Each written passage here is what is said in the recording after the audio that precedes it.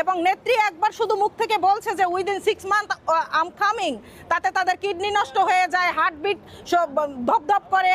কিভাবে আমরা সেই বাঁচি যে যার মতন, কিন্তু বাংলার মাটিতে আমাদের ছাত্রলীগ ভাইয়েরা, যুবলীগ ভাইয়েরা প্রতিনিয়ত তাদের রক্ত ঝরছে, প্রতিনিয়ত তাদের হত্যার শিকার হতে হচ্ছে, কারাবন্দী হচ্ছে। আমার যুবলীগ এবং ছাত্রলীগ ভাইদের জন্য সত্যিই খুব মর্মাহত আমি স্পেশালি। এবং এই অসাংবিধানিক যে বর্তমান বাংলাদেশের যে সরকার এবং তার সাথে রয়েছে তার একেবারে কি বলবো খুব দ্বাররক্ষী হিসাবে কাজ করছে ওয়াকারুজ্জামান। সে 18,000 পুলিশ এবং সেনা মোতায়েন করেছে। আমাদের আওয়ামী লীগের কোনো কর্মসূচিই ছিল না, তাতেই তাদের এরকম অবস্থা।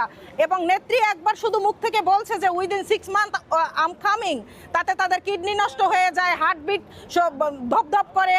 তবে এটা সত্যি আওয়ামী লীগ সাধারণ মানুষের সংগঠন, খেটে খাওয়া মানুষের সংগঠন।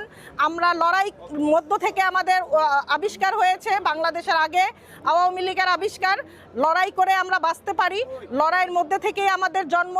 এবং আমরা যতবার হেরে গিয়েছি তার থেকে দ্বিগুণ শক্তি নিয়ে বাংলার মাটিতে ফিরে এসেছি। আবারও ইনশাল্লাহ আরেকটি প্রত্যাবর্তনের অপেক্ষায় আমরা। এই প্রত্যাশায় আজকে এখানে শেষ করছি। জয় বাংলা, জয় বঙ্গবন্ধু।